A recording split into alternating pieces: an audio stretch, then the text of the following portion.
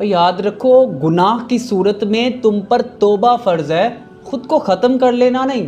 یاد رکھو تم انسان ہو، فرشتے نہیں۔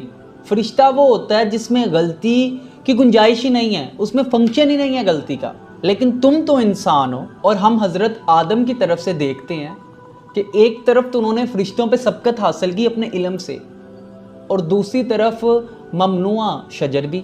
دونوں چیزیں انسان کی فضیلت بتاتی ہیں، لیکن کچھ لوگ ایسے ہوتے ہیں جن سے چھوٹی سی غلطی ہوتی ہے اور وہ اس کی سزا اپنے آپ کو تعمر دیتے رہتے ہیں۔ ذہنی طور پہ خود کو کمزور بنا لیا، زندگی بے مقصد بنا لی اور آنسوؤں کو اپنا ساتھی بنا لیا۔ یاد رکھو غلطی یا گناہ کا احساس بھی دراصل توبہ ہے۔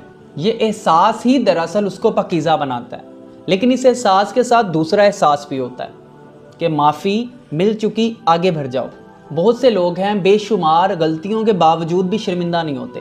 ہمیں ایسا انسان بھی نہیں بننا، ہمیں معافی مانگنی ہے اور پھر اس کے ازالے کے لیے خود کو بہتر بنانا ہے، خود کی ذات کو اور زیادہ ملامت کرنا نہیں کہ کل کو کچھ اچھا ہی نہ کر سکو۔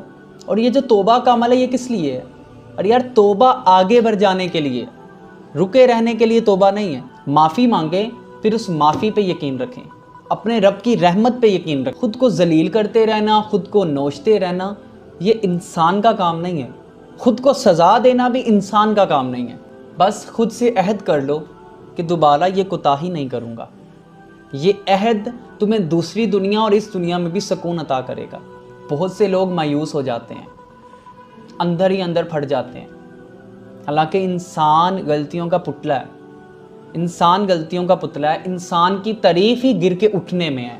جو گرتا نہیں وہ بھی انسان نہیں، اور جو گر کے اٹھتا نہیں وہ بھی افضل انسان نہیں۔ یاد رکھو غلطی کی زمین پر کھڑے مت رہو، درستگی کریں اور آگے بڑھ جائیں۔ اسی کا نام زندگی ہے۔